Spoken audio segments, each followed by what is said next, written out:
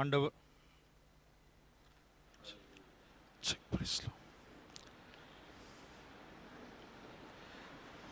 Hallelujah, praise the Lord, ஹல்லேலூயா. எத்தனை பேர் சந்தோஷமாக இருக்கிறீங்க இந்த காலை வேளையில்?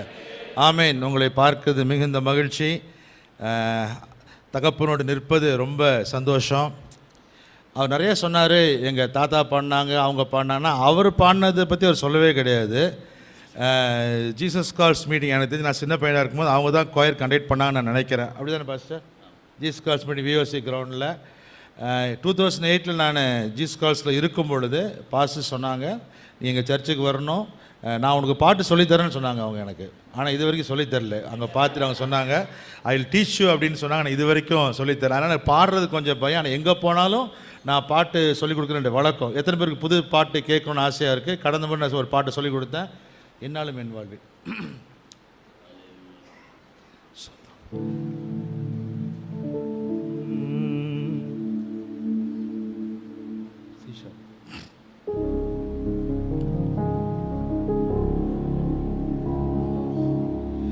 உந்தன் வார்த்தை நீரனுப்ப பர்வதம் உருகி ஓடச் செய்யும்.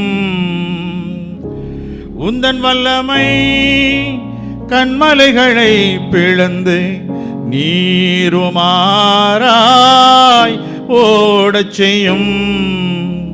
உம் கரத்தால் எதுவும் ஆகும், இதை அறிந்த உள்ளமும் பாடும். உம்மாலே ஆகாதது ஒன்றுமில்லை. நீர் சொல்லிட எதுவும் ஆகும், நீர் கட்டளை இடவும் நிற்கும். உம்மாலே ஆகாதது ஒன்றுமில்லை.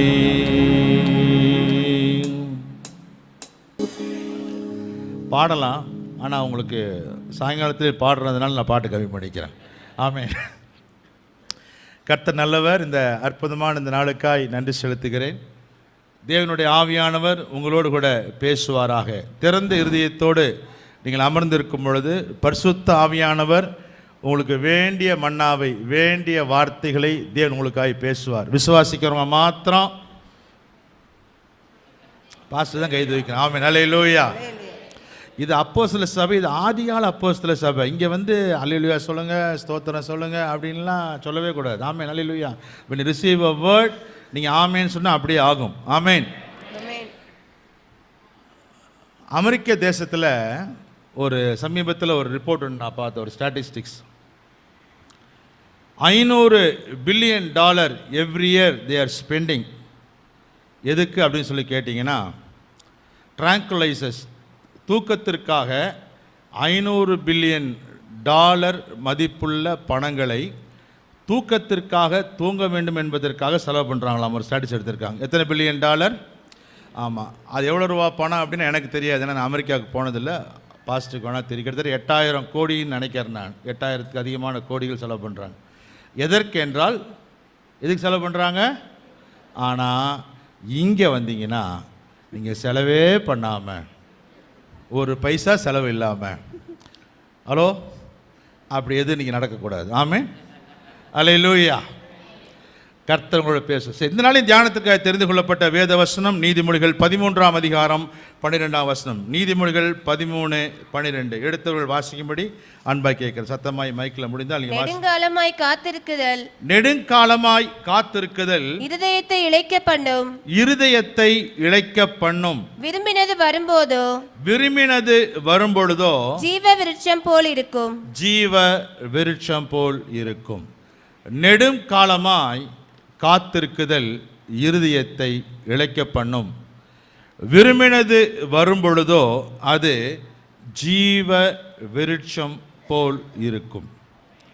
கொஞ்சம் தான் ஆமீன் வருது. அப்படின்னா பாதி பேர் எதுவுமே வெயிட் பண்ணலைன்னு சொல்லுது. ஆமீன். வெயிட் பண்ணுறவங்களுக்கு நெடுங்காலமாக, ரொம்ப நாளாக காத்துட்ருக்கீங்களா? உங்களுக்கு ஆண்டோட வார்த்தை சொல்லுது, உங்கள் காத்திருப்பதற்கான ஒரு பலனை, ஒரு ரிவார்டை, ஒரு பதிலை கர்த்தர் கொடுக்குறாரு. அது எப்படி இருக்குன்னா, ஜீவ விருட்சம் போல இருக்கக்கூடிய ஒன்று. ஆமென், ஹல்லேலூயா. அப்படின்னா ஜீவ விருட்சம் அப்படின்னா என்லெஸ் லைஃப், என்லெஸ் மகிழ்ச்சி, முடிவில்லாத சந்தோஷத்தை, நித்திய மகிழ்ச்சியை தேவன் கொடுக்கிறவராய் இருக்கிறார். பாருங்க, இந்த காத்திருக்குதல் அப்படின்னு தமிழில் போட்டிருக்கு. அது நான் வர்றதுக்கு முன்னாடி ஆங்கில வேதாகமத்தில் ஹோப் டிஃபர்ட் அப்படின்னு போட்டிருக்கு. அந்த டிஃபர்ட் அப்படின்ற வார்த்தைக்கு என்னன்னா டிராகட் ஆன், இழுக்கப்பட்டு. அதாவது சிலவங்க ஜவா இழுப்பாங்க பார்த்தீங்களா? எப்படி இழுப்பாங்க? ஐயோ இவங்கிட்ட போனால் பேசி ஜவ்வா. நான் பிரசங்கத்தை அப்படி இழுக்க மாட்டேன், பயப்படாதீங்க. ஆமென். எல்லாம் குறித்த நேரத்துக்கு முடிக்கிறவர்கள் பாக்கியவான்கள், திரும்ப அழைப்பிக்கப்படுவார்கள். சங்கீதம் 151 இருக்குது, பார்த்துக்கோங்க. ஆமென். அப்போ நான் சொல்கிறேன், ஐயோ அவன்கிட்ட போனால் இழுன்னு இழுத்துட்டான் சார், இழுக்கிறான் சார், டிராகிங். பாருங்கள், வெயிட்டிங் கொஞ்சமாச்சும் இருக்கலாம், வெயிட் பண்ண சொன்னால் கூட இருக்கலாம். ஆனால் வெயிட் பண்ணுங்கன்னு இழுக்கிறான் பார்த்தீங்களா, டென்ஷன் ஆயிரும். நம்மளால் என்ன செய்ய முடியாது. அப்போ அது ஹோப் டிஃபர்ட் என்ன சொல்லுதுன்னா கண்டினியூஸ் டிராகிங். ஒரு காரியம் நடக்கும்னு நினைக்கிறோம், இழுன்னு இழுக்கிறாங்க பாருங்க, அதை நம்மளால் தாங்க முடியாது. ஆனால் வசனம் சொல்லுது, ஆனால் அது கிடைக்கும் பொழுது எப்படி இருக்குன்னா ரொம்ப சூப்பராக இருக்கும். பாஸ்டர் எபினேசர் உங்களுக்கு எத்தனை பேர் தெரிஞ்சதில்லை, காலம் சென்ற தேவனோட ஊழியக்காரர் எபினேசர் பாஸ்டர் ஏஜி சர்ச்சில் இருந்தாங்க. அவங்க ஒரு சமயம் பேசணும்னு சொல்லிட்டு இருந்தார். அவங்க ஒரு சமயம் டிஜிஎஸ் அங்கிள் அவங்கள பார்க்கறக்கு, அவங்க அப்போ அண்ணா நகரில் எங்கேயும் இருந்திருக்காங்க அந்த காலத்து ஃபஸ்ட் ஆஃபீஸ், அவங்க ரொம்ப காலத்துக்கு முன்னாடி. அப்போ இவர் பார்க்கறக்கு அப்பாயின்மெண்ட் வாங்கி போயிருக்காரு. காலைல 10 மணிக்கெலாம் போயிட்டாராம்மா. 10 மணிலேருந்து 1:30 வரைக்கும் வெயிட் பண்ணுறாரு. வரமெல்லாம் உள்ளே போகிறோம், அவர் கூப்பிடவே இல்லையாம்மா. அங்கிள் இவங்களை கூப்பிடவே இல்லை. இவர் நினச்சா என்னடா கூப்பிடுவான்னு பார்த்தா காலையிலே 10 மணிக்கே வந்தாச்சு, கூப்பிடுவார்னு பார்த்தா 1:30 மணிக்கு கூப்பிட்டாராம்மா. நினச்சா அப்பா சாமி இப்போ தான் கூப்பிட்டாருன்னு சொல்லிட்டு உள்ளே போனதுக்கு அப்புறம் சொன்னாராம்மா, தம்பி ஒன்றும் இல்லை, உங்கூட ரொம்ப நேரம் உட்காந்து பேசணும், 2வது நான் உங்களோட உட்காந்து சாப்பிட்ணுன்னு நினச்சேன், அதனால தான் நான் என்ன பண்ணுறேன்னா இவ்வளோ நேரம் வெயிட் பண்ண வச்சப்பா, நீ தப்பாக நினச்சிக்காது, I did not track purposefully, வேணும்ட்டே பண்ணல, அதோட நோக்கம் ஒன்று இருந்துச்சு. எதுக்குன்னா நீ எங்கோடு இருந்து இன்றைக்கி ஃபெலோஷிப் வைக்கணும் அப்படின்றதுக்காக தான் நான் ட்ராக் பண்ணேன் அப்படின்னாரம்மா. நமக்கு நிறைய ட்ராகிங் ஆகுதா, இழுத்துட்ருக்காங்களா, கவலைப்படாதீங்க. ஒரு பெரிய ஃபீஸ்ட் உங்களுக்கு கர்த்தர் வச்சிருக்கிறாரு, மகிழ்ச்சியாக நடத்துவார். ஆண்டவருடைய வருகையும் அவரை ட்ராக் பண்ணிகிட்டே இருக்கிறாரு. எதற்கென்றால் மத்திய ஆகாயத்தில் ஒரு மிகப்பெரிய விருந்தை நமக்காக வைத்திருக்கிறாரு. அங்கே அவருடைய மகிழ்ச்சியோடு இருக்கும்படிக்கு தாமதிக்கிறார் என்று சிலர் சொல்லுகிறபடி அவர் வாக்குத்தத்தத்தை தாமதிக்கலை, எல்லாரும் ரட்சிக்கப்படிக்கு வெயிட் பண்ணிட்டு இருக்கிறார். உங்கள் காரியங்கள் ஜெயமாய் முடியும்படிக்கு எவ்வளோக்கு எவ்வளோ இழுக்கிறாரோ கவலைப்படாதீங்க, அந்த அளவுக்கு மகிழ்ச்சியாய் தேவன் மாற்றுகிறவராய் இருக்கிறார்.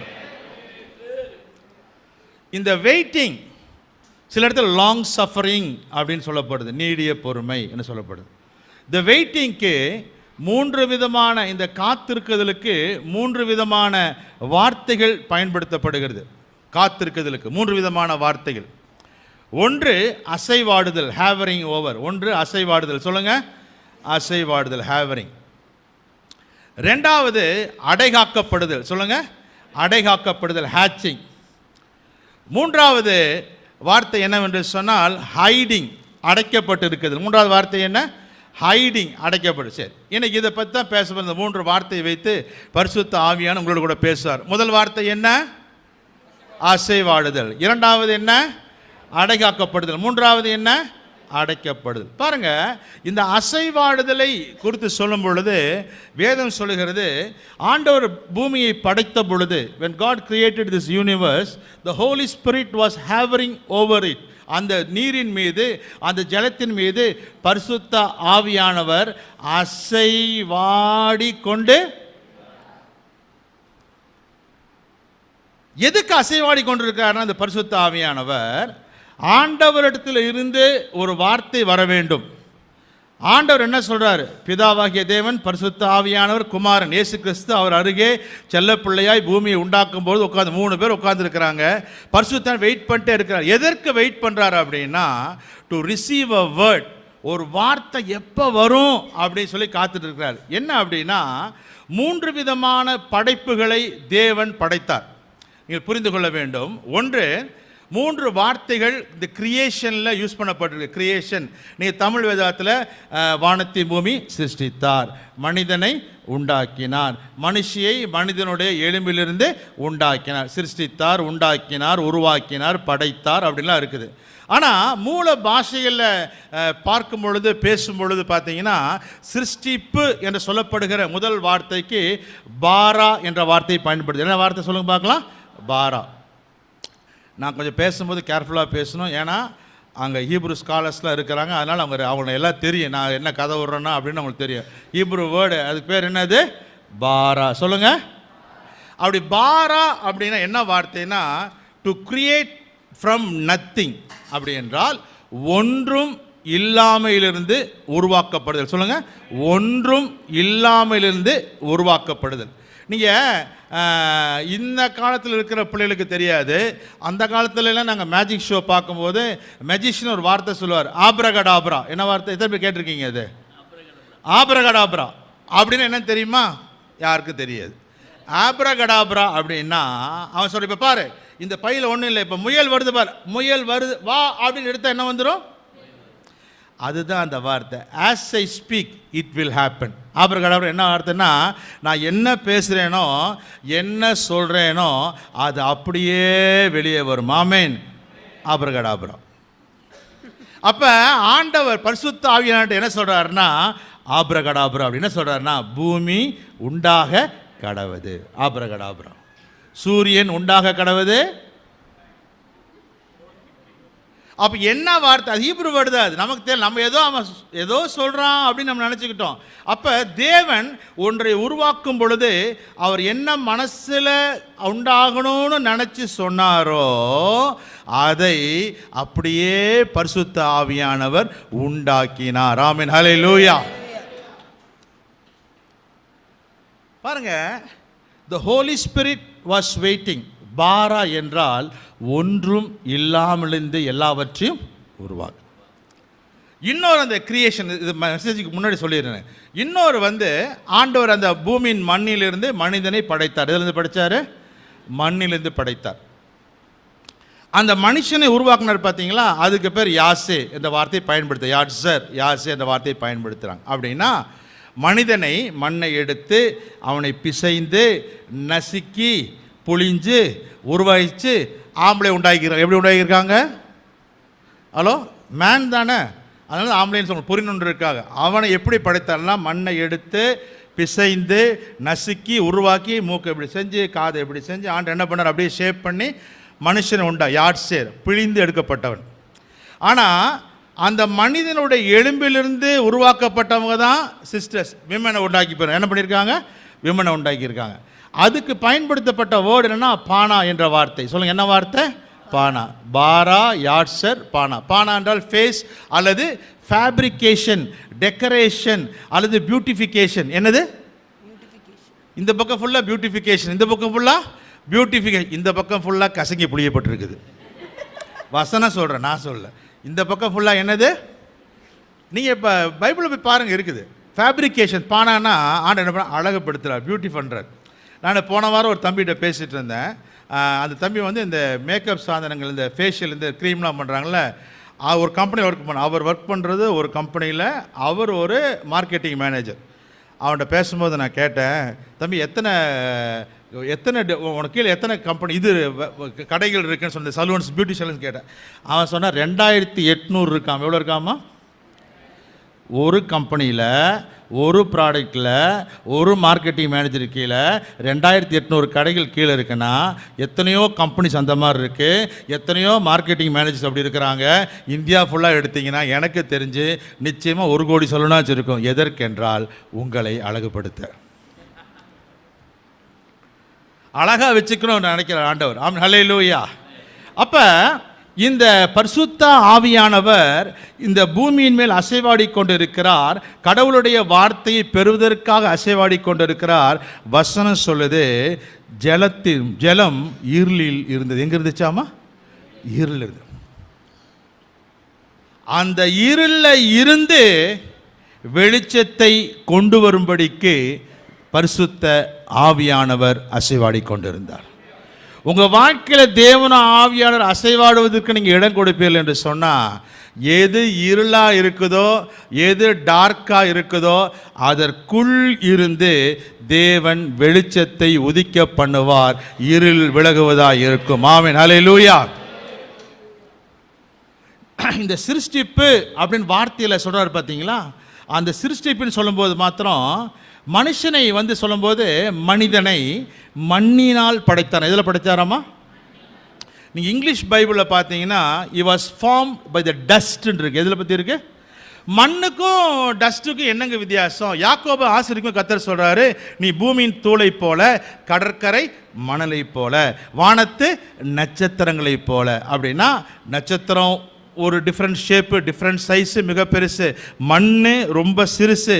தூள் வந்து என்னென்னா, தூளை நம்மளால் எண்ண முடியாது, ரெண்டாவது அது எடுக்கவும். ஆனால் உங்களை என்னை கர்த்தர் எப்படி படைத்திருக்காரு அப்படின்னா, இந்த டஸ்ட் இருக்குது பார்த்தீங்களா, கொஞ்ச நேரம் ஒரு 2 hours விட்டுட்டா இங்கே மண்ணெல்லாம் போட வேண்டாம். ஒரு 2 hours 3 hours கழிச்சு பார்த்து இந்த இடத்துல என்ன வந்துடும், டஸ்ட் வந்து அப்படியே ஃபார்ம் ஆயிரும். இந்த டஸ்ட்டை ஊதுனா பறந்துடும். ஆனால் ஆண்டவர் சொல்கிறார், அந்த டஸ்ட்டை, இந்த டஸ்ட்டை ஊதுனா பறக்கக்கூடிய டஸ்ட்டை, கொஞ்ச நேரம் தட்டுனா ஓடிடக்கூடிய டஸ்ட்டை, அதை எடுத்து அதை ஃபார்ம் பண்ணாராம, ஷேப் பண்ணி தான் மனிதனை உண்டாக்கி இருக்கிறாரு. நம்மை புரிந்து கொள்ள வேணும். மண்ணு கூட கிடையாதுங்க. நம்ம யாருங்க? மிஸ்டர் அண்ட் மிஸ்ஸஸ், அக்கா தூசி அண்ணன். வசனம் அப்படி தான் சொல்லுது. அந்த மண் அப்படின்னா இன்னொன்று, எந்த தூசியா இனிமேல் அதுக்கு ஒன்றுமே இல்லைன்னு நினைக்கிறாங்களோ, அதிலிருந்து ஒரு மிகப்பெரிய சந்ததியே, ஒரு சாம்ராஜ்யத்தையே, ஒரு உலகத்தையே, ஒரு ஆளுமையே கடவுள் உருவாக்கியிருக்கிறான்னு சொன்னால், முடிந்து போனதிலிருந்து தேவனுடைய ஆவியானவர் உங்களுக்காக புதிய சிருஷ்டிப்பை உண்டு பண்ணுகிற ஆண்டவராக இருக்கிறார். New creation. ஆவியானவர் எங்கே இருக்கிறாரோ அங்கே புதிய சிருஷ்டிப்பை தேவன் உண்டு பண்ணுகிறவராக இருக்கிறார். இந்த மண்ணில் இருந்து, இந்த தூசியில் இருந்து தேவன் புதிய சிருஷ்டியை உண்டாக்குறார். பாருங்க, ஆதாமை ஆண்டவர் படைச்சிட்டார். ஆதாமை படிச்சுட்டு பார்க்குறாரு. ஆதாம் பார்க்குறான், நாய் ஜோடியாக போகுது, யானை ஜோடியாக போகுது, கழுதை ஜோடியாக, எல்லாம் ஜோடி ஜோடியாக போகுது. எப்படி போகுது எல்லாம்?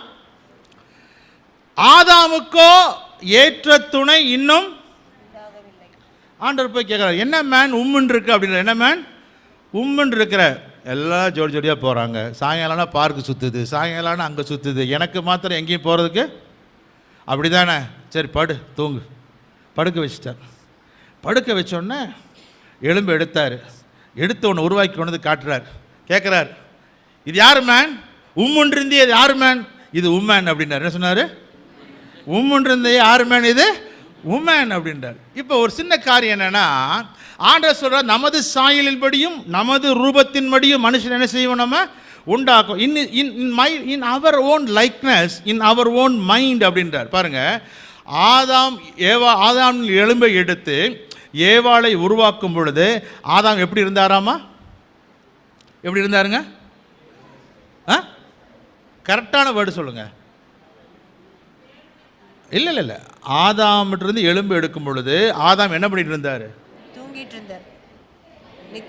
என்ன சொல்லுங்க? Deep sleep. சும்மா தூங்குறதுக்கும் டீப் ஸ்லீப்புக்கும் வித்தியாசம் இருக்குது. இப்போ அயர்ந்த நித்திரையில் ஒன்றுமே தெரியாது, உயர்ந்த என்ன தெரியாது, ஒன்றுமே தெரியாது. ஆனால் கொண்டு வந்து காட்டும் பொழுது, ஏவாளை காட்டும் பொழுது இவர் என்ன சொல்கிறாரு?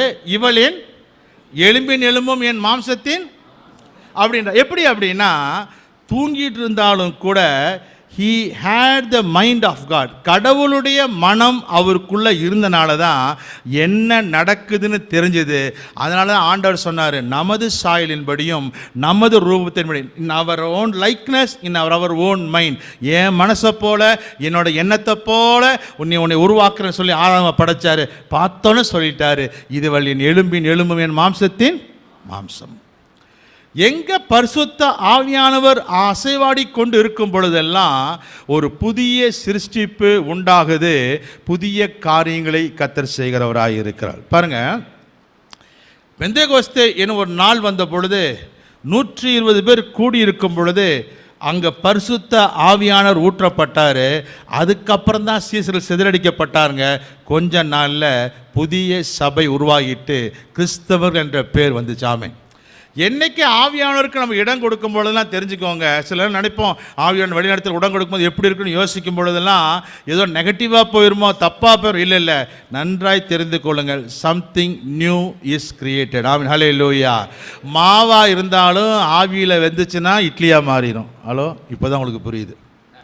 எது மாவாக இருந்தாலும் ஆவிப்பட்ட என்னவா மாறினது? அப்படி தானே? அப்போ மாவே ஒரு ஆவிப்பட்ட இட்லியாக மாறும்போது தேவனோட ஆவியானவர் பரிசுத்த ஆவியான் மண்ணான மனிதனில் பட்டார் என்றால் உங்களை புதிய சிருஷ்டியாய் தேவன் மாற்றுகிறவராய் இருக்கிறார். ஆமென். இன்னொரு காரியம், இந்த காத்திருக்குதல் அப்படின்னு சொல்றதுக்கு முதல்ல என்ன சொன்ன? அசை வாடுதல், ஹேவரிங். ரெண்டாவது அடை காக்கப்படுதல். என்னது? ஒரு கோழி முட்டை குறைஞ்சது 21 நாள் அடைகாக்கப்படணும். எத்தனை நாள் அடைகாக்கப்படணும்? ஆமாம். சப்போஸ் இந்த 21 நாளுக்கு முன்னாக ஒரு 20 நாள் அந்த டைம் தாண்ட முடியாது, இன்றைக்கே அந்த முட்டையை உடைச்சிடணும் அப்படின்னு சொல்லி சப்போஸ் அந்த முட்டையை உடைச்சிட்டா அதுக்கு பேர் என்னங்க? என்ன முட்டை? என்ன முட்டை சொல்லுங்கள்? இப்போ நீங்கள் உங்களை கர்த்தர் அடைகாத்து கொண்டு இருக்கிறார். என்ன செய்கிறார் கர்த்தர்? உங்களை அடைகாத்து கொண்டு இருக்கிறார். Is a plan. உங்களுக்கு ஒரு பிளானை கர்த்தர் வச்சிருக்கிறாரு, அடை காத்து கொண்டு இருக்கிறாரு. அடை காத்துட்டு இருக்கும் பொழுது திடீர்னு நீங்கள் அவசரப்பட்டு இந்த 6 மாதம் என்னால் வெயிட் பண்ண முடியாது, ரொம்ப நாளாக காத்துட்ருக்குறோம், இது அவசரப்பட்டு சீக்கிரம் அதை முன்னாடியே முடிக்கணும்னு சொல்லிட்டு அவரோட பிளானை பிரேக் பண்ணிட்டீங்கன்னா, முன்னாடி எந்திரிச்சிட்டிங்கன்னா நமக்கு பேர் என்ன? உங்களின்னு சொல்லக்கூடாது, கோவம் வந்து. என்ன பேர்? சொல்லுங்கய்யா. அப்போ யாரெல்லாம் அடை காக்காமல் கர்த்தருடைய பிளானை உடைக்கிறாங்களோ அவங்களாம் இந்த முட்டை பாருங்க, இந்த கோழி 21 நாள் வரைக்கும் அது அடை காக்குது. கோழிக்கு என்ன நம்பிக்கை அப்படின்னா, உள்ளுக்குள்ளே என்ன நடக்குது என்பது கோழிக்கு தெரியாது. ஆனால் ஒரு டைம் வர வரைக்கும் அந்த கோழி இந்த குறிப்பிட்ட நேரத்திற்குள் உருவாகும் பொழுது அந்த கோழிக்குள்ளே இருந்து ஒரு நியூ லைஃப், ஒரு புது ஜீவன் உருவாகுவதை பார்க்க முடியுது. 21 நாளுக்கு முன்னாட அந்த முட்டையை உடைச்சிருந்தா அது வெறும் எல்லோ யோக், எக் யோக் இதுதான் இருந்திருக்கும். அதுக்குள்ளே ஒன்றுமே இருந்திருக்காது. ஆஃப் பாயில் போட்டு சாப்பிட்டு இருந்திருக்கலாம், அவ்வளோதான். ஆனால் இந்த கோழி அதை பார்க்கல, அதற்கும் மேன்மையான ஒரு ஜீவன், ஒரு நியூ லைஃப்பை கர்த்தர் உருவாக்குவார் என்ற நம்பிக்கையோடு காத்திருந்தனால தான் 21 நாள் முடியும் போது அந்த உள்ளுக்கு இருக்கிற கோழி குஞ்சு அதை டக்குன்னு தட்டி உடச்சி வெளியே வந்துடுச்சு. நீங்கள் காத்திருக்கும் பொழுது புதிய லைஃப்பை அதுவாக ஆட்டோமேட்டிக்காக அதை உடச்சி கொண்டு வெளியே வரும். யார் தடுத்தாலும் அதை தடுக்க முடியாது. அதன் காலங்கள் வரும் பொழுது அது வெளியே வந்து தான் ஆகணும். உலக கவிஞர் சொல்கிறான், 1000 கைகள் மறைத்து நின்றாலும் ஆதவன் மறைவதில்லை, ஆணைகளிட்டே யார் தடுத்தாலும் அடைகள் ஓய்தல். எந்த சங்கீதக்காரன் என்ற கேட்காதீங்க, உலகத்தில் சங்கீதக்காரன் சொல்கிறான். ஆமென். அப்போ அந்த முட்டையை யார் தடுக்கவே முடியாது. உங்களுக்குன்னு வச்சுருக்கிற பிளான்ஸை, உங்களுக்குன்னு வச்சுருக்கிற திட்டத்தை சரியானபடி அடைகாக்கப்பட்டால் அப்படின்னா அந்த கோழி அந்த இடத்த விட்டு அந்த தீனி சாப்பிடுமே தவிர வேறு எங்கேயும் போகாது. அதே இடத்துல இருக்குது. புதிய ஜீவனை, நியூ லைஃப்பை கர்த்தர் உருவாக்குறார். பாருங்கள், இந்த கோழி குஞ்சு கூட உள்ளுக்கிற இந்த எல்லோ கருவு கூட ஒயிட் யோக்கு கூட தெரியாது. நான் வெளியே வந்தால் சத்தம் போடுவேன், வெளியே வந்தால் எனக்கு ரெக்கை இருக்கும், வெளியே வந்தால் நான் நடப்பேன், அப்படி கண் இருக்கும், பார்ப்பேன் அப்படிலாம் அந்த கோழி முட்டை ஒரு நாள் நினச்சது கிடையாது. அப்படின்னா நீங்கள் யோசிக்காத, நீங்கள் சிந்திக்காத, உங்கள் அறிவுக்கு எட்டாத, நீங்கள் பார்க்காத தரிசனத்தை, காரியத்தை, நீங்கள் போகாத இடத்திற்கு நீங்கள் பார்க்காத காரியத்தை கர்த்தர் உள்ளே வச்சிருக்கிறாரு. அந்த காலம் முடியும் பொழுது தேவன் அது நிறைவேற்றுகிற ஆண்டவராக இருக்கிறார். வேதத்தில் பார்த்தீங்கன்னா அநேகம் பேர் வெயிட் பண்ணாங்க. மோசே பார்த்தீங்கன்னா கிட்டத்தட்ட 40 வருஷம் அரண்மனையில், 40 வருஷம் வனாந்தரத்தில் வெயிட் பண்ணுறார். இயேசு கிறிஸ்து 30 வருஷம் வெயிட் பண்ணார். பவுல் வந்து சொல்கிறாங்க கிட்டத்தட்ட 3.5 வருஷம் கமாலியல் பாதத்தில் வெயிட் பண்ணார். யோசேப்பை குறித்து சொல்லும் பொழுது 13 வருஷம் 18 வருஷம் யோசேப்பு வந்து வெயிட் பண்ண அப்படின்னு சொன்னாங்க. தாவீதை குறித்து சொல்லும்போது சில சரித்திரம் சொல்லுது, எனக்கு தெரியல 25 இயர்ஸ் சொன்னாங்க, அது எப்படி தெரியல. அவ்வளோ நாட்கள் வெயிட் பண்ணியிருக்காரு. ஆபிரகாம் 25 ஆண்டு என்ன செஞ்சார்? வெயிட் பண்ணார். இந்த வெயிட்டிங் பீரியடில் வசனம் சொல்லுது, ஆபிரகாம் வாக்குத்தத்தம் பண்ணினதை பெறாமல் பெறுவோம் அப்படின்னு நம்பிட்டே முடிச்சிட்டாங்க. வாழ்க்கையை முடிஞ்சிருச்சாங்க, பார்க்கவே கிடையாது. பட் நம்ம வெயிட் பண்ணுறது எதுக்குன்னா, நமக்கு நிச்சயமாய் கர்த்தர் நிறைவேற்றும். பாருங்கள், மோசேயோட வாழ்க்கையில் மோசே வெயிட் பண்ணிட்டே இருக்கிறார். என்ன நினைச்சார் அப்படின்னா, மோசே என்னுடைய கரத்தின் மூலமாக தான் ஆண்டவர் இந்த இஸ்ரவேல் ஜனத்திற்கு அடிமைத்தனத்திலிருந்து விடுதலை கொடுப்பார் அப்படின்னு மோசே ரொம்ப நம்பினார். அவர் நம்பினால என்ன பண்ணிட்டாரு, எகிப்தனை ஒரு நாள் என்ன பண்ணாரு, எடுத்தாராமா, முட்டியில் வச்சு உடச்சி தூக்கி போட்டு கொண்டு போட்டார். எபிரேயன் பார்க்குறான், கூட இருக்கிறவன் பார்க்குறான், சொன்ன டேய் சண்டை வரும்போது கேட்குறான், ஏப்பா சண்டை போகிறீங்கன்னா, அவன் சொல்கிறான், நீ அந்த எகிப்தனை கொன்னது போல் என்னையும் நீ கொண்டலான்னு நினைக்கிறியா அப்படின்னு. யார் இவனுக்கு விரோதமாக திரும்பினா அப்படின்னா, இவன் யாருக்காக விடுதலை கொண்டு வரணும், யார் நல்லா இருக்கணும்னு நினச்சானோ அவன்தான் இவனுக்கு விரோதமாக திரும்பினான். உங்களுக்கு தீர்க்கதரிசனமாக சொல்கிறேன், யாருக்காக நீங்கள் பிரயாசம் எடுக்கிறீங்களோ அவங்க உங்களுக்கு விரோதமாய் திரும்புவார்கள். ஒரு ஆமீன் கூட காணோம். மோசே அவங்களுக்கு தான் பாடுபடுறான், அவனுக்கு தான் உதவி செய்யணும்னு நினைக்கிறேன். அவங்க கேட்குறான், நீ என்னடா அந்த எகிப்தினை கொண்டு போட்டது போல் எங்களை இவனை கொண்டு போகலான்னு நினைக்கிறியா அப்படின்னு சொல்லி நினைக்கிறான்.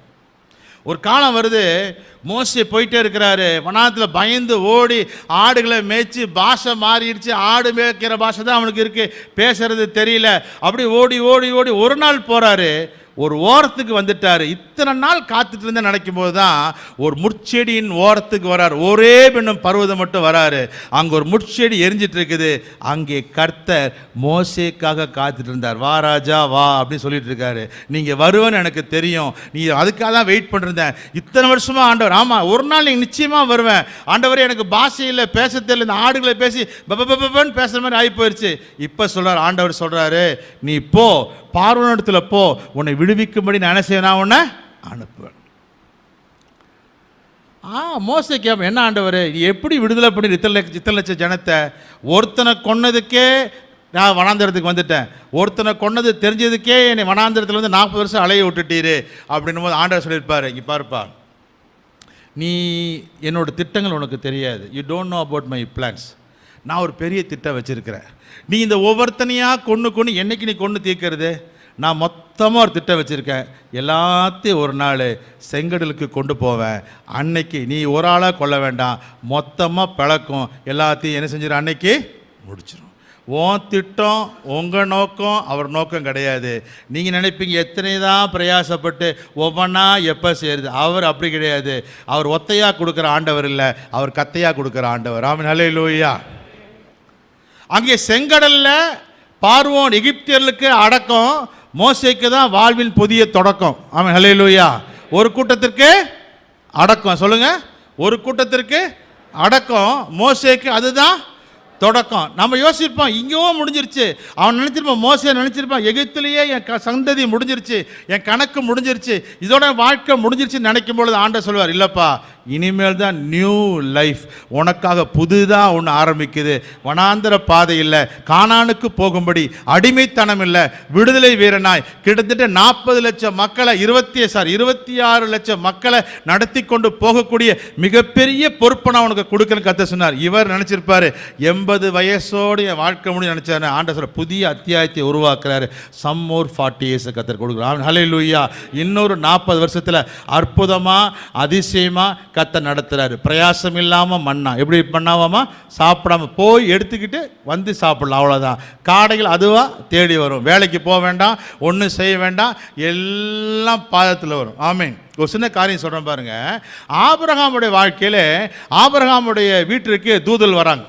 தூதல் வரும்பொழுது அவர் என்ன பண்ணுறாரு அப்படின்னா, ஆபிரகாம் போய் ஒரு பெரிய கண்ணுக்குட்டி அடிக்கிறார் 3 பேர்த்துக்கு. அப்படின்னா 3 பேருக்கு ஒரு கண்ணுக்குட்டி சாமில் பண்ணிவிட்டு 3 படி மெல்லிய மாவு எடுத்து அப்போ சுட்டு கொடுக்குறார். நல்லா கவனிங்க, ஒரு பெரிய கண்ணுக்குட்டி, ஒரு 3 படி மெல்லிய மாவில் 3 பேர். இப்போ கண்ணுக்குட்டி என்ன அப்படின்னு பார்த்தீங்கன்னா இம்மெஷரபிள், அதாவது எவ்வளோ வேணாலும் சாப்பிட்டுக்கலாம், அளவில். ஒரு கண்ணுக்குட்டி 3 பேர் எவ்வளோ பேர் வேணாலும் நிறைய சாப்பிட்டு மிச்சம் கிடக்கும், அந்த மாதிரி. அப்பா அளவாக சுப்புறார், 3 படி அப்பா சொல்கிறார். ஆண்டவர் பார்க்குற ஆபிரகாம் என்ன செஞ்சார், இந்த ஜனத்திற்கு என்ன பண்ணார்னு பார்த்துட்டு வனாந்தரத்தில் வரும்போது பார்த்தீங்கன்னா, நீ அளந்து அப்பம் கொடுத்து, எப்படி கொடுத்த, அளந்து அப்பம் கொடுத்து. இப்போ சொல்கிறாரு, நீங்கள் போங்க மன்னாவை பொறுக்கிக்கோங்க, கொஞ்சமாக சேர்த்தவனுக்கு குறைவாக கிடையாது, அதிகமாக சேர்த்தவனுக்கும் தட்டி அளந்தா ஒரே ஓமர், எல்லாத்துக்கும் ஒரே அளவில் அப்பம் கொடுக்குறார், எல்லாத்துக்கும் ஒரே அளவில் அப்பம். ஆனால் இறைச்சி கொடுத்தாரு பாருங்க காடை, அது எப்படின்னா இஷ்டத்துக்கு சாப்பிடு, மூக்கு வழியாக வெளியே வர வரைக்கும் முன்னாடி கொடுத்துட்டு பின்னாடி புறநிலை தட்டிட்டார் சாப்பிட சொல்லிட்டு. அப்போ என்ன மெஷரில் கொடுத்தாங்களோ அதே மெஷரில் இவனை கொடுத்து இவனை ஆசீர்வித்து கர்த்தர் நடத்துகிறவராக இருக்கிறார். நீங்கள் ஆண்டவர் சமூகத்தில் அடைகாக்கப்பட்டு கொண்டிருந்தால் யுவர் வெயிட்டிங் உருவாகுது, நடக்குது, ஆய்கொண்டிருக்குது.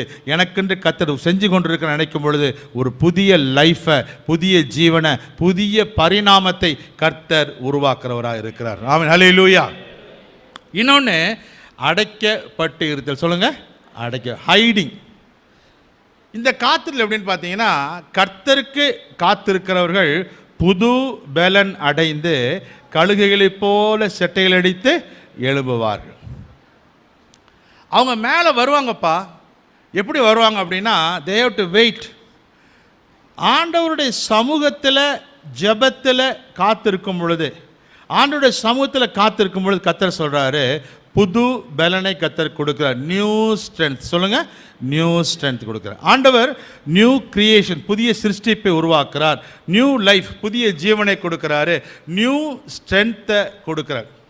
என்ன இந்த நியூ ஸ்ட்ரென்த் அப்படின்னா, கர்த்தர் சமூகத்தில் காத்திருக்கும் போது கிடைக்கக்கூடிய புது பலன் என்ன சொல்லி பார்த்தீங்கன்னா, இந்த கழுகோட உயரத்திற்கு பறக்கக்கூடிய மற்ற பறவைகள் ஒன்றுமே கிடையாது.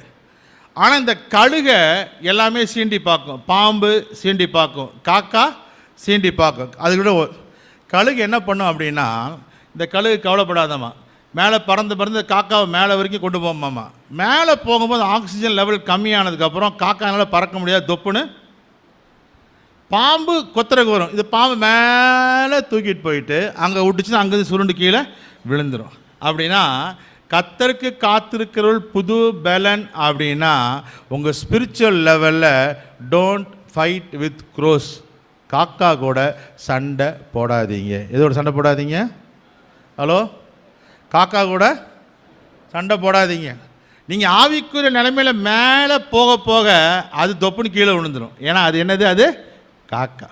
பாருங்கள், இந்த கழுகு என்ன செய்யுமா, சில சமயங்களில் இடி மின்னல் இதெல்லாம் வருது, பெரிய பிரச்சனை, இடி மின்னல்லாம் வருது, மழை வருது. இந்த கழுகு அந்த இடி மின்னல் எங்கே இடிக்குதோ அதுக்கு மேலே பறக்குமாமா. எதுக்கு மேலே பறக்குமாமா அப்படின்னா, எல்லா பிரச்சனையும் அதுக்கு கீழே தான், எல்லா பிரச்சனையும் அதுக்கு. அப்போ உங்கள் வாழ்க்கையில் அந்த கர்த்தருக்கு நீங்கள் காத்திருக்கும் பொழுது, ஒன்று ப்ரேயரில் காத்திருக்கிறீங்க, அவர் சமூகத்தில் காத்திருக்கிறீங்க, தேவ சபையில் காத்திருக்கிறீங்க, ஏதோ ஒன்று அவருடைய பாதத்தில் நீங்கள் அமர்ந்திருக்கும் போது எழுதி வைத்து கொள்ளுங்கள், எல்லா பிரச்சனையும் உங்கள் காலுக்கு கீழே. நீங்கள் கழுகு போல் ஹாயாக மேலே பறப்பீங்க. ஆமென், ஹல்லேலூயா.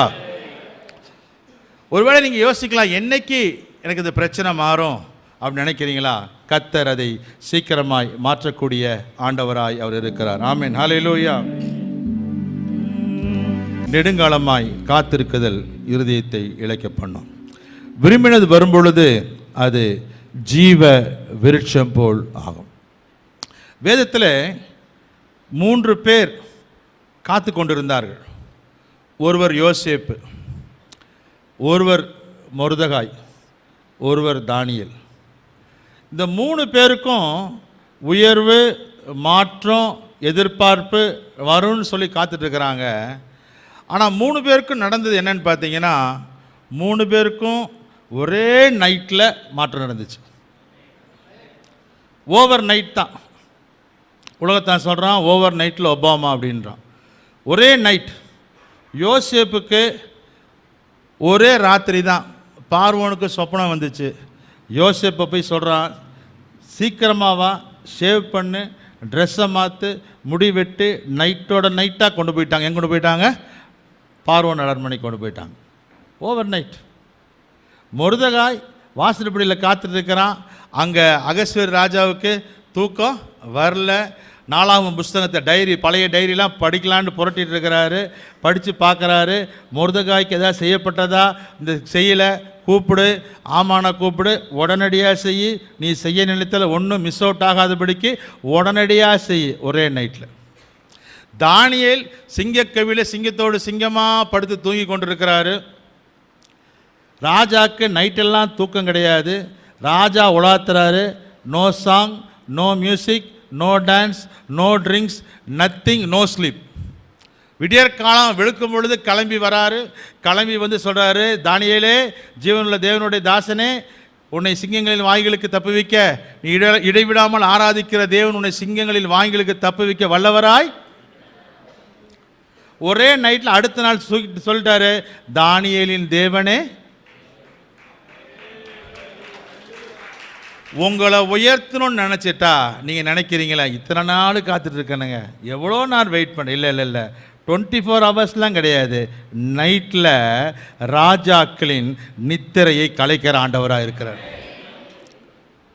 எவன் உங்களுக்கு ஆர்டர் போடணுமோ, யார் உங்களுக்கு ப்ரொமோஷன் போடணுமோ அவங்கள தூக்கத்தை கத்த டிஸ்டர்ப் பண்ணிடுவார். ஆமென், ஹல்லேலூயா. அவன் நித்திரையை கலைத்து எழுப்பி, அப்பா உனக்கு இன்றைக்கி ஒருத்தர் உன் வாழ்க்கையில் மாற்றம் கொள்வதற்கு சிறைச்சாலை ஒரு புருஷன் இருக்கிறான், அவன் பேர் யோசேப்பு, அவனை உடனடியாக கூப்பிடு. உன்னை பாதுகாக்கும்படி கத்தியை போட்டு கொல்லணும்னு நினச்ச போது உன்னை பாதுகாத்த ஒருவன் இருக்கிறான், மொர்தெகாய், அவனை கூப்பிடு. இங்கே சிங்கக்கவியில் ஒருத்தன் இருக்கிறான், அவன் நன்மை செய்கிறான், தேசத்துக்கு நல்ல அதிபதியாக இருக்கிறான், அவனுக்காக நீ அவனை வெளியே கொண்டு வான்னு சொல்லி பேசக்கூடிய ஒருவர் இருக்கிறார். அந்த ஆண்டவர் நம்மை விரோதிக்கிற மக்களுடைய நித்திரைகளை கலைக்கிற ஆண்டவராக இருக்கிறார். எந்த மன்னாதி மன்னனாக இருந்தாலும் சரி, எந்த ராஜாதி ராஜாவாக இருந்தாலும் சரி, உங்களுக்கு ஆர்டரில் சாங்ஷன் பண்ணணும், கையெழுத்து போடணுன்னா இன்னைக்கு நைட்டு நித்திரையை கழிச்சு நாளைக்கு கையெழுத்து போட்டு விடுவார். ஆமென், ஹல்லேலூயா. நிறைய மங்குனி மன்னர்லாம் இருப்பாங்க, அவனுக்கு எதுக்கு கையெழுத்து போடுறதுன்னு தெரியாது. எதுக்கு ஆர்டர் போடுறது போட்டதுக்கு அப்புறம் தான் யோசிப்பான். தானியேலுக்கு போட்ட ராஜா அப்படி தான், அவன் கையெழுத்து போட்டதுக்கு அப்புறம் தான் யோசிக்கிறான், எதுக்கு கையெழுத்து போட்டோம், தானியேல் சிங்கக்கவியில் போடணுமா. உடனே கூட சொன்னான், ராஜாவே நம்ம சட்டத்தின்படி கையெழுத்து போட்டுன்னா நீங்கள் என்ன செய்ய முடியாது, நீங்கள் மாற்ற முடியாது. உன் சட்டத்தை, நீ போட்ட சட்டத்தை நீ மாற்ற முடியாது. எப்படி அந்த சட்டத்தை, அவன் போட்ட சட்டத்தை அவன் மாற்ற முடியாதோ, ஆண்டவர் சட்டம் போட்டு கையெழுத்து போட்டால் எந்த கொம்பனாலையும் மாற்றவே முடியாது. ஆமென். உங்களுக்குன்னு செய்த ஒன்றை நோபடி கேன் சேஞ்ச். நீங்கள் வெயிட் பண்ணிருக்கீங்களா, காத்துட்ருக்கீங்களா? இந்த ராத்திரியில் யோசேப்பை உயர்த்தின கர்த்தர், தானியேலை உயர்த்தின கர்த்தர், மொர்தெகாயை உயர்த்தின கர்த்தர், அவன் காத்திருந்த காத்திருப்புக்கு பதில் கொடுத்தது போல உங்களுக்கும் தேவன் பதில் கொடுக்கிற ஆண்டவராய் அவர் இருக்கிறார். ஆமென், ஹல்லேலூயா. இந்த காத்திருக்கிறதுனால என்னங்க நன்மை அப்படின்னு சொல்லி பார்த்தீங்கன்னா, 2 விஷயம் நான் சொல்ல விரும்புகிறேன். காத்திருக்கிறதுனால என்ன நன்மை, வாசிகள் பார்க்கலாம். எனக்காக நீங்கள் நீதிமொழிகள் சங்கீதம் 27:14.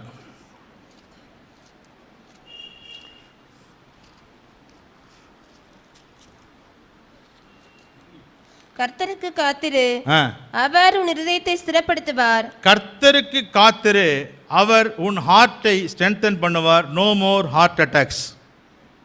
ஹலோ, திடமனதா இருந்து கர்த்தருக்கே காத்திரு. மறுபடியும் வாசிங்கம்மா. நான் இப்படி கர்த்தருக்கு காத்திரு, அவர் உன் இருதயத்தை ஸ்திரப்படுத்துவார். அப்படின்னா அவர் உன் ஹார்ட்டை ஸ்ட்ரென்தன் பண்ணுவார். No more heart attacks. இது வந்து ஜேஆர்சி டிரான்ஸ்லேஷன். என்ன டிரான்ஸ்லேஷன் இது? என்ன டிரான்ஸ்லேஷன் இது? நிறைய டிரான்ஸ்லேஷன் இருக்குது. நல்ல ஆம்ப்ளிஃபைட் பைபிள் இருக்குது, கேஜேவி, என்கேஜேவி, நிறைய டிரான்ஸ்லேஷன் இருக்குது. இது என்ன டிரான்ஸ்லேஷன்? ஜேஆர்சி. அப்படின்னா யார் இது? John Ravichandran translation. அது சொல்லுது, கர்த்தருக்கு காத்திரு, அவருடைய இருதயத்தை ஸ்திரப்படுத்துவார். He will strengthen your heart. அப்படின்னா உங்கள் இருதயங்களிலே கர்த்தர் பலத்தை கொடுப்பாரு. இருதய சோர்வு வராமல், ஹார்ட் அட்டாக் வராமல் கர்த்தர் உங்களை பாதுகாத்து கொள்ளுவார். ஆமென், ஹல்லேலூயா. அடுத்தது வாசிங்க பார்க்கலாம். சங்கீதம் 37:7 வாசிங்க. கர்த்தரை நோக்கி அமர்ந்து அவருக்கு காத்திரு, காரியை சுத்தி உள்ளவன் மேலும். அது வேண்டாம், 37:9 வாசிங்க. பொல்லாதவர்கள் அறுப்புண்டு போவார்கள், கர்த்தருக்கு காத்திருக்கிறவர்களோ பூமியை சுதந்திரித்துக் இப்ப கொள்வார்கள். கவனி, நான் சொல்றேன், ஜேஆர்சி டிரான்ஸ்லேஷன்ல சொல்றேன். பொல்லாதவர்கள், வாசிக்குமா, பொல்லாதவர்கள் போவார்கள், அறுப்புண்டு போவார்கள், கர்த்தருக்கு கர்த்தருக்கு காத்திருக்கிறவர்களோ. காத்திருக்கிறோம். நம்ம டிரான்ஸ்லேஷன்ல 5 சென்ட் இடம் கிடைக்கும் குறைஞ்சது. எத்தனை பேருக்கு புரியுது? வாசிங்க. பூமியை சுதந்திரித்துக் கொள்வார்கள் அப்படின்னா நம்ம பூமியை சுதந்திரிக்கிறோம் என்ன அர்த்தம்? ஏன் 5 சென்ட் சொல்கிறோம் அப்படின்னா, நீங்கள் 10 சென்ட் 20 சென்ட் வாங்கிக்கலாம், பிரச்சனை கிடையாது.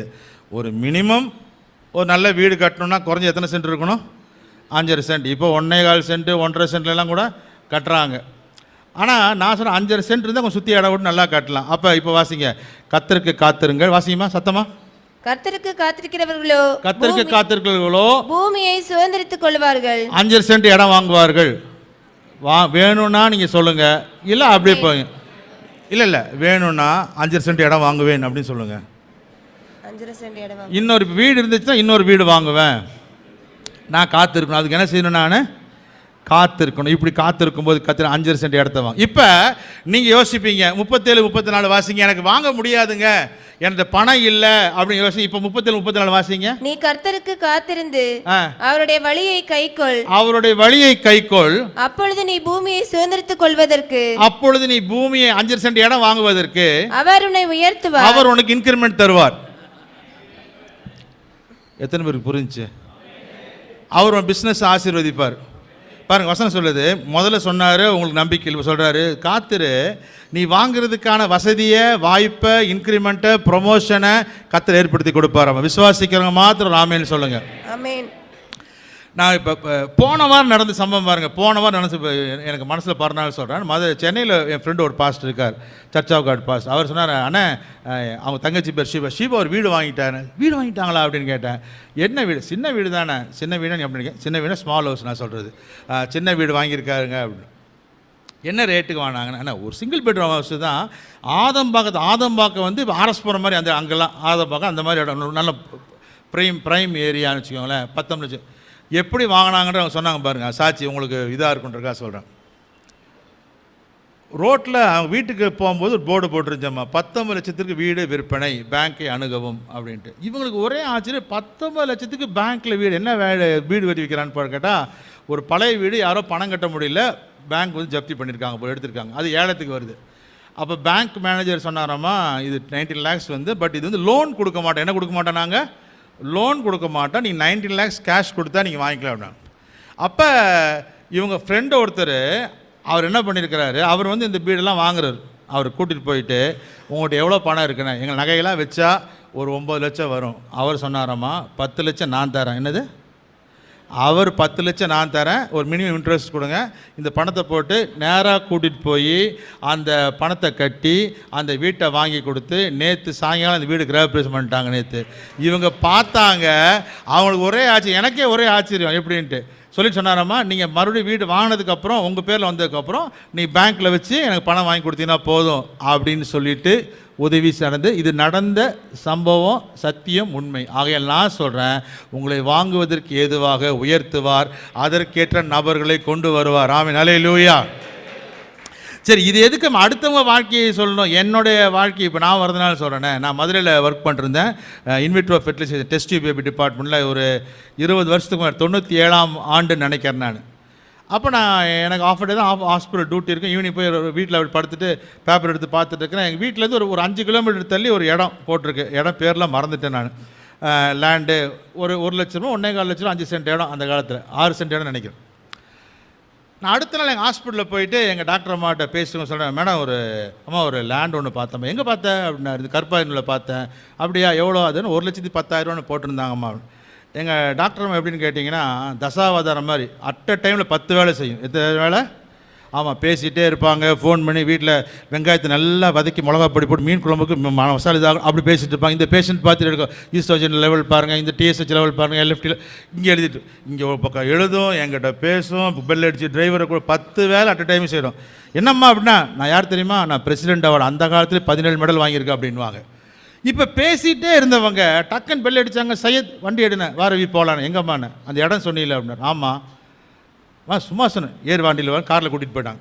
போய் பார்த்தோன்னா அந்த பூமி செம்மண் எடுத்து பார்த்து, நல்ல பூமி ரவி, நல்லா வாழை வளரும், அது வளரும் அப்படி சொல்கிறாங்க.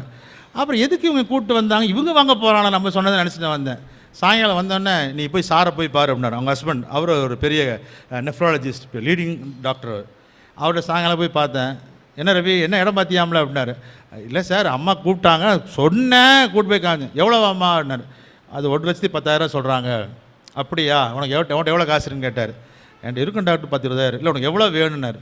எவ்வளோ கொடுக்கலாம் கொடுங்க, கீழே குனி அப்படின்னாரு. குளிச்சா அந்த பேர் அவருடைய அந்த லாஃப்ட் இருக்குது பார்த்தீங்களா, அதில் சாய் திற அப்படின்னாரு. திறந்தா எழுத்தின்படி சொல்கிறேன், பணத்தை கட்டி வச்சுருப்பாங்க பார்த்தீங்களா, நீங்கள் பார்த்து நான் பார்த்துருக்கேன். ஒரு கட்டு எடுனார், எடுத்து வச்சார். இதோட இருக்குது 1,00,000. போதுமா? போதும் சார், எடுத்துகிட்டு போ, மெதுவாக கூட அப்படின்ட்டார். 2 நாள் 1 வாரம் கழித்து லேண்டை வந்து இது பத்திரம் பதிஞ்சாச்சு. இது சும்மா படுத்து தூங்கி எந்திரிச்சு போய் பார்க்கும் பொழுது பார்த்துட்டு வந்ததுக்கே 1,00,000 ரூபாய்க்கு இடத்த வாங்குவதற்கு கர்த்தர் உதவி செஞ்சார். ஆமென், அல்லேலூயா. எனக்கு பைபிளில் பிடிச்ச ஒரு வசனம் 127 சங்கீதம் 4ஆம் வசனம் நினைக்கிறேன். வாசிங்க. 127 4.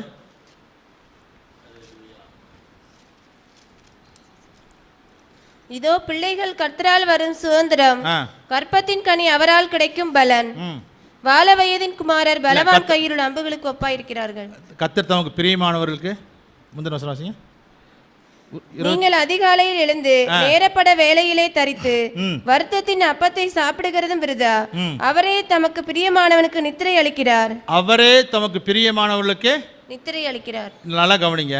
நம்ம என்ன நினைக்கிறோம், கர்த்தருக்கு பிரியமா இருந்து என்ன நடக்குமாமா, நல்ல தூக்கம் வரும், அப்படி தான் வருஷம் சொல்லுது. ஆனால் அப்படி கிடையாது. நீங்கள் மூல பாஷையில் தமிழ் திருவிவிலியத்தில், கேத்தலிக் பைபிளில், லுத்தரன் பைபிளில் பார்த்தீங்கன்னா சில இங்கிலீஷ் டிரான்ஸ்லேஷன் எப்படி இருக்குன்னா, கர்த்தருக்கு பிரியமானவன் நித்திரையாக இருந்தாலும் அவனுக்கு செய்ய வேண்டியதை கர்த்தர் செய்வாராமா. எத்தனை பேர் விசுவாசிக்கிறீங்க? You can refer the Bible. அப்படின்னா நான் சும்மா படுத்து தூங்கிட்டு எந்திரிச்சு பார்த்தேன். ஆனால் அவருக்கு பிரியமாக இருந்தபடினால எனக்குன்னு யாரையோ தட்டி எழுப்பி காசை கொடு அப்படின்னு சொன்னது என் வாழ்க்கையில் நடந்த உண்மை. உங்கள் வாழ்க்கையில் இன்றைக்கி கட்டுகளை திறக்கும்படிக்கு கர்த்தர் செய்ய போகிறான். அல்லேலூயா. யாரோட பணமோ, ஆனால் துன்மார்க்கனுடைய ஆஸ்திகள் நீதிமானுக்காக சேர்த்து வைக்கப்படும். துன்மார்க்கெல்லாம் கிடையாது, அப்படி சொல்லக்கூடாது. நமக்குன்னு சேர்த்து வச்சுருக்கார் கர்த்தர். நீங்கள் திறப்பீங்க, நீங்களே எடுப்பீங்க, நீங்களே எண்ணுவீங்க, நீங்களே கொடுப்பீங்க. உங்கள் பேரில் பத்திரம் பதிவு செய்யப்படும். பத்திரம். ஆமென், அல்லேலூயா.